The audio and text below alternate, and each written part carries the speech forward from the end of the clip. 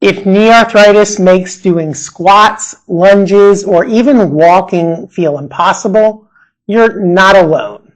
But the good news is you don't have to give up on strengthening your legs or doing cardiovascular exercise. A rowing machine can be a great alternative to both squats and walking, and if you use it often enough, it can actually improve your cartilage health. In this video, I'll show you just how to use a rowing machine safely to help your knees. But before we talk about how to use a rowing machine, let's first discuss just why it's so good for your knees. When you're rowing, you increase overall circulation, which gets more blood flow, nutrients, and oxygen to your cartilage to help out with healing. Additionally, the compression through your knee joints as you're pressing with your legs stimulates chondrocytes, the cells that lay down new cartilage. And so if you row often enough, you can actually improve the strength of your cartilage. Now additionally, when you're rowing, the motion of rowing simulates that of doing a squat or a deadlift. And so you're actually getting that same motion in your ankles, knees, and hips as if you were doing squats or deadlifts, but without your entire body weight compressing down on your knees. Furthermore, if you turn up the resistance, you can strengthen your quadriceps and glutes, and as a nice side benefit, you get some upper body strengthening as well. So now we'll go into how to use a rowing machine. But before I do that, I want to first tell you about this machine I'm using. This is the Moray Q1S, and it's a home rowing machine that's light and compact.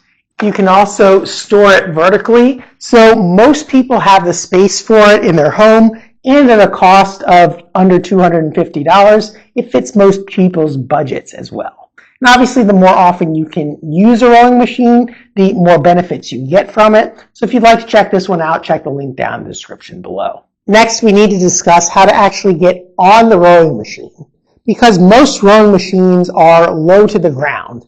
And if you have trouble squatting in the first place, getting on and back off the rowing machine can be the most difficult part of the workout. To get on a rowing machine, it helps to move the seat back as far as it goes because that will be the highest position. Now make sure it's back there and doesn't slide forwards.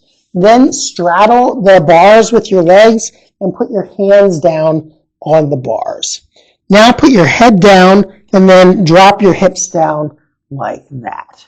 That looks fairly difficult, but you've got a controlled landing. You're keeping the seat from sliding with your hands. You're supporting your body weight on your arms, and then you're just allowing gravity to drop your bottom down. So it's really not too difficult at all. Getting up is a little bit harder because you have to fight gravity back up, but if you use that same technique, support some weight on your hands, lean forward as best you can, putting your head down. As your head goes down, your hips come up. You can also press with your arms a little bit to help pop your bottom up. Then once you're here, you just push your hips underneath of you to stand back up. So arms down on the bars, pop your bottom down, and now we're ready to go. Once you're on the machine, you put your feet on the foot plates. If you need to, you can adjust the strap tension to hold your feet in, and then you're ready to go. Now we'll start out just working on the leg movement. So grab onto the handle, set the resistance at something fairly light to start out, and then you're just going to push with your legs. Now this machine has a magnetic resistance that you can adjust here. If you're at a gym using a fan-based rower, if you're pulling slow, the resistance is going to be low, and the faster and harder you pull, the resistance will get higher with a fan-based rower. But with a magnetic machine, the resistance is going to be constant regardless of what speed you're pulling at. So we're just going to go through some back and forth motions with the legs, just nice and slow. Try to get down into as far of a catch position down in this squat, and then go back as straight as you can. So just go through the knee motion first, driving through your feet, straightening the legs, and then coming back down. Just keep your arms straight right now. We're just focusing on the leg movement. Once you get that, you can turn up the resistance a little bit and just focus on pushing a little bit harder, getting that leg drive, And again, right now we're just focusing more on circulation. If you want to work on strength, you can really turn up the resistance. We'll come to that a little bit later. For now, keep the resistance fairly low. And once you've got that leg drive down, straightening the knees out, then we're going to finish the rowing stroke. But you always start it from the feet, driving out with the legs. Next, your trunk comes into it, and then finally you finish with your arms. One of the biggest mistakes when rowing that I see is that people try to do too much arm movement, or they try to get their arms into it first. You want to generate the motion with the leg drive, trunk follows, then arms. Next, on your recovery, you do that in reverse. So arms relax, trunk relax, legs relax. Drive, legs, trunk, arms, arms, trunk, legs. Legs, trunk, arms, arms, trunk, legs. Legs, trunk, arms, arms, trunk, legs. And then as you get used to that motion, you can make it a little bit more fluid, but the pattern is going to be more or less the same.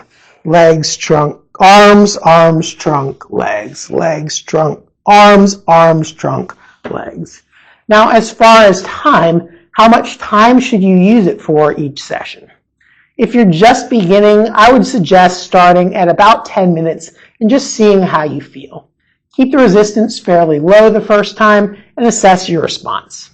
If you can do it successfully without having any flare-ups, then you can start to progress your time and/or resistance. Work up to doing 15 to 20 minutes a day, or if you'd like to do more than that, you can work up to doing 30 minutes or more than that if you'd like. But start at that 10 minutes and then work your way up from there. And then as far as days per week, you should be doing some sort of cardiovascular exercise every day. It doesn't all have to be rowing, but if walking is difficult for you or bothers your knees, doing rowing every day can be a great option. That's why having a home machine can help out. If you'd like to check out this Merate Q1S, check the link down in the description below. Or if you'd like more rowing machine options, check out this video over here. Thanks for watching, and I'll see you in the next video.